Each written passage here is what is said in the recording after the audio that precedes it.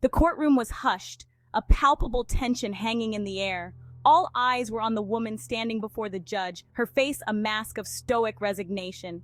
Janet Mello, once a seemingly ordinary financial manager, had become the perpetrator of an extraordinary crime that shocked everyone who knew her. She had stolen over $100 million from a program designed to support the families of those who serve our country, a program that many relied on for their daily needs. The details of her deception were about to unfold, revealing a calculated scheme driven by greed and a staggering disregard for the very people she was entrusted to help. Her actions were meticulously planned, leaving no room for doubt about her intentions. This wasn't just about stolen money, it was about shattered trust, a betrayal that cut deep into the hearts of those affected. Mello's actions struck at the heart of a system meant to provide a safety net for military families, many of whom face unique challenges due to the sacrifices made by their loved ones in uniform. These families depend on such programs for stability and support. The magnitude of her betrayal sent shockwaves through the community and beyond, leaving many questioning how someone in her position could perpetrate such a heartless crime. The community's trust was irrevocably damaged, and the repercussions of her actions would be felt for years to come.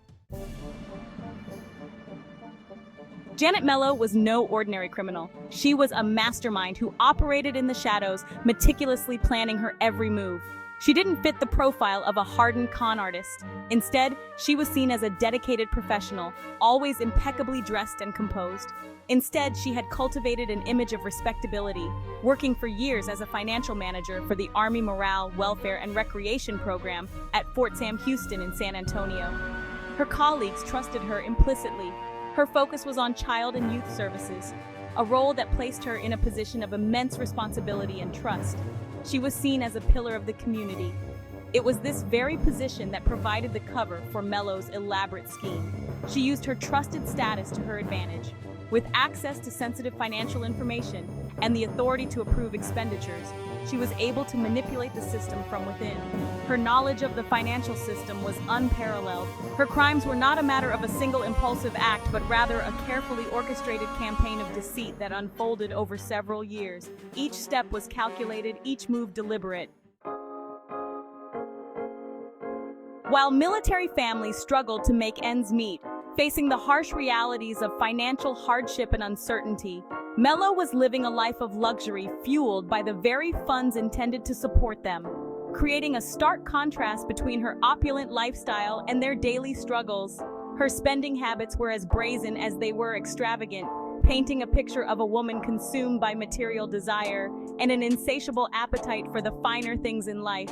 The stolen millions flowed through her hands, transformed into a dizzying array of luxury items that served as tangible evidence of her ill-gotten gains. Each purchase a testament to her greed. From high-end sports cars to designer clothing and lavish jewelry, her acquisitions were nothing short of spectacular. Mello spared no expense in indulging her every whim, living a life that many could only dream of. She amassed a collection of 82 vehicles, including luxury brands like Maserati and Mercedes, each car a symbol of her extravagant lifestyle. Her real estate portfolio was equally impressive, featuring multiple properties purchased with the stolen funds, each home more lavish than the last. One particularly shocking purchase involved $923,000 worth of jewelry in a single day, a staggering amount that left many in disbelief.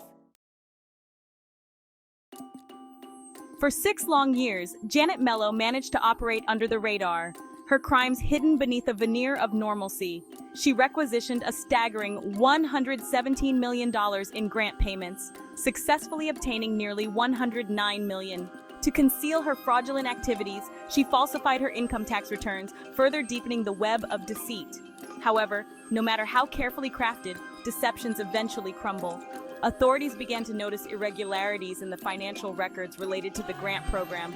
As they delved deeper, a pattern of suspicious transactions emerged, pointing directly to Janet Mello.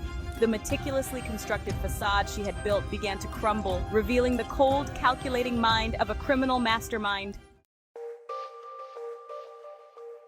The long arm of the law. With mounting evidence against her, Janet Mello was arrested and charged with multiple counts of mail fraud and filing false tax returns. The prosecution presented a compelling case, detailing the extent of her scheme and the devastating impact it had on the intended recipients of the grant money. The weight of the evidence was overwhelming. Jurors heard from heartbroken military families who had been denied crucial support because of Mello's actions. They listened to financial experts who meticulously unraveled the complex web of transactions, exposing the depth of her deceit. Throughout the trial, Mello remained a study in contrasts, a picture of ordinary respectability juxtaposed against the enormity of her crimes. A life uprooted. The guilty verdict came as no surprise. Janet Mello, the woman who had once enjoyed a life of affluence and privilege built on a foundation of lies, was now a convicted felon facing the prospect of spending years behind bars. The judge, in handing down the sentence, condemned her actions, highlighting the profound breach of trust she had committed. The sentence was 15 years in federal prison, a significant term that reflected the severity of her crimes. For Mello, it marked the end of her freedom and a dramatic fall from grace. The once confident financial manager was now an inmate, stripped of her former life and forced to confront the consequences of her choices. Echoes of remorse. In the aftermath of the verdict, as Janet Mello prepared to begin her prison sentence, she finally broke her silence. Speaking through her attorney, she expressed remorse for her actions, acknowledging the pain and hardship she had caused. Her words, though too late to undo the damage, hinted at a glimmer of understanding of the far-reaching consequences of her greed. Mello's attorney emphasized her client's deep regret and shame, portraying her as a woman consumed by remorse. He spoke of her willingness to make amends, highlighting the fact that she had retained many of the items purchased with the stolen funds, hoping to see them sold to reimburse the government. Seeking justice, rebuilding trust. Janet Mello's conviction sent a clear message that those who exploit positions of trust for personal gain will be held accountable. Her case served as a stark reminder of the importance of oversight and accountability, particularly when it comes to programs designed to support vulnerable populations. The case also highlighted the resilience of the justice system. Despite the complexity of the scheme and the lengths to which Mello went to conceal her crimes, authorities were able to unravel her web of deceit and bring her to justice. The successful prosecution sent a powerful message that no one, regardless of their position or connections, is above the law. A stark reminder.